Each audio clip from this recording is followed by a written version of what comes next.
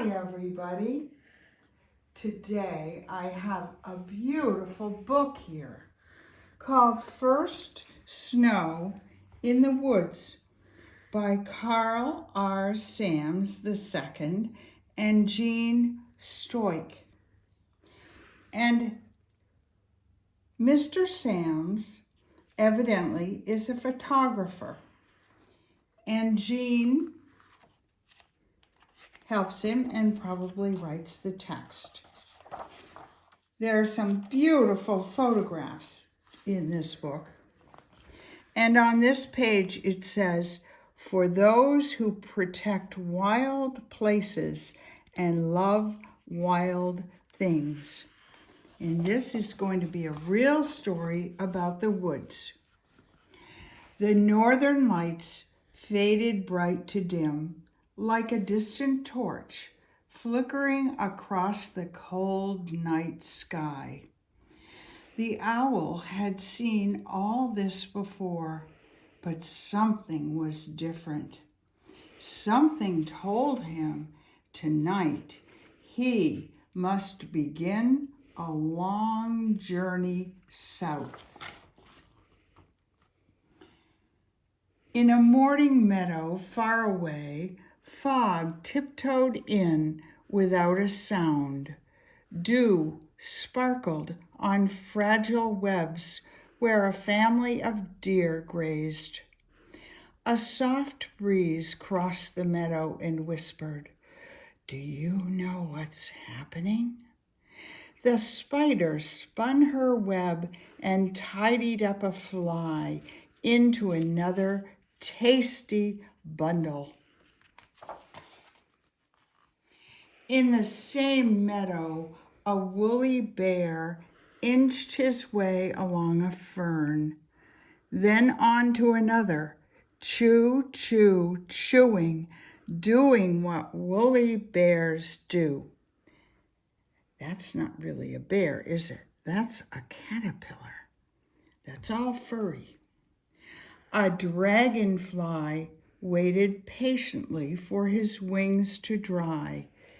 He had hatched during the midsummer green, long ago, in dragonfly time.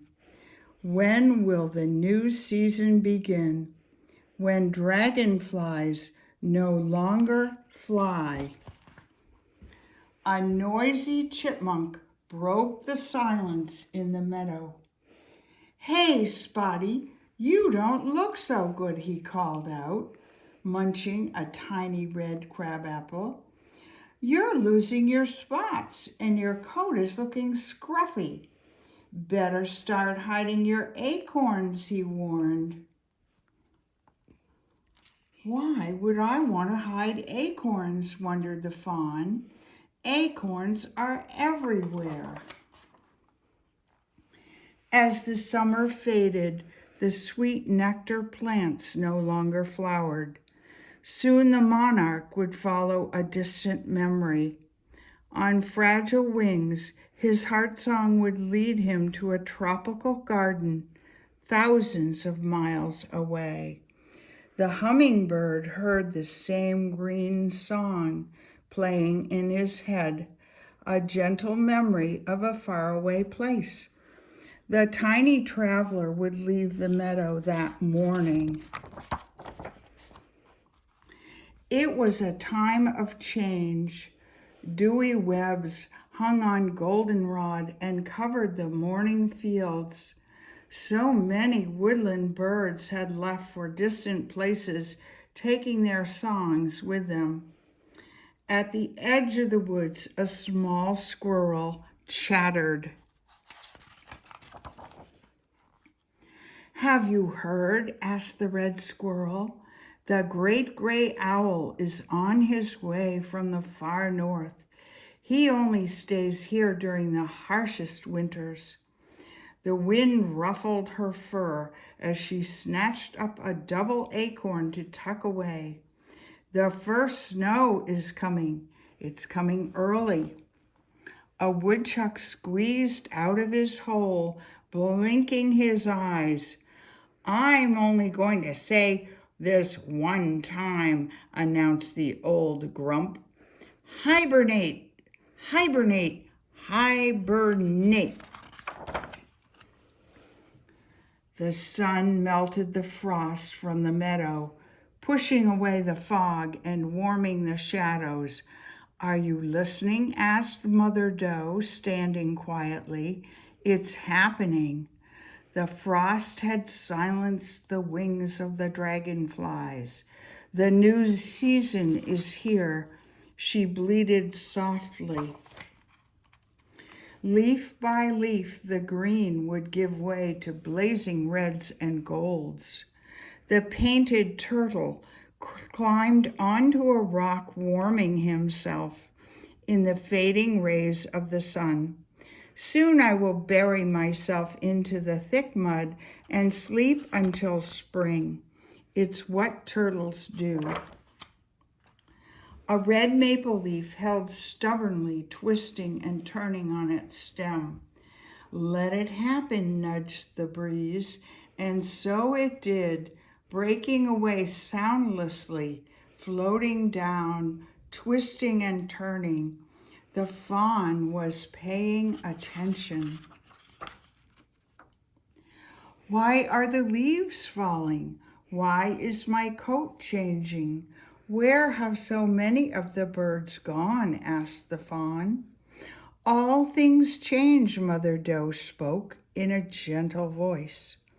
All creatures must prepare and be ready to follow their heart song. The fawn didn't feel ready. Did he even have a heart song? Yet, as the evening slowly darkened the woods, he felt safe with his mother at his side. Each night stole more light from the day and held back the morning sun. Honking geese flew across the sky, announcing the changing season. The raccoon poked his head out of a snug hole in a tree to listen to morning sounds and sniff the cool air. He'd hunted frogs and crayfish in the moonlight along the muddy pond. At daybreak, he overturned rotted bark, finding plump grubs and runaway beetles. His heart song played softly in his head. Can you feel it? It's coming. Good morning, said the two mice, peeking out from under the leaves. Today is the day, today is the day, they both agreed. Today is the day, questioned the fawn with frosted breath. I don't understand. It's true, I've heard it too. The great gray owl is on his way down from the far north, called out the chickadee-dee. Are you ready, Dee-Dee? Ready for what? Questioned the fawn, as Mother Doe just kept munching her acorns. The snowshoe hare balanced a white paw on a small tree as she chewed its tender needles. Soon her fur would be totally white. In winter, white is good. Suddenly, a dark shadow soared above the rabbit's head. The great gray owl landed with ruffled feathers on the top of a swaying spruce. He had ridden the north winds many miles with a storm on his tail. Creatures of the forest, prepare. The first winter storm is here. But I'm not ready, said the fawn, standing all alone. The snowflakes floated downward, covering the meadow.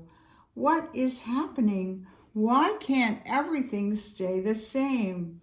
The wind turned colder and the snow fell harder. The fawn shook the wet snow from his ears. I don't like this, the robin agreed. He wished he had left earlier, leaving his sweet berries behind. Hey, where is your home? Called out a frantic chipmunk. Don't you know you need a hole? Here, I'll help you. I'll make it big. A hole in the ground, wondered the fawn. He shook his head. But where is my home? Where should I go? I'm not ready. You are ready, Mother Doe spoke softly as she appeared out of the storm. You are ready for the first snow of the season. Come, follow me. We will travel with the rest of our family to the cedar swamp. There we'll find food and shelter and escape the winter winds. The owl watched from above as the small family of deer made their way down, down, down to the low ground where the cedar trees grow thick. Whistling winds and white snow swirled and whirled all through the night, and then silence. The fawn woke up with deep snow all around him. The whiteness made him blink. Nicely done. You are prepared. You're almost as plump as me, said the fox squirrel. And that thick winter coat will keep you warm and dry. As the fawn looked about, he heard familiar calls of the winter birds, chickadees, cardinals, and blue jays. A calm came over him as he listened to the snow falling softly. Now he knew he was ready. He had found his winter home. He had heard his heart song.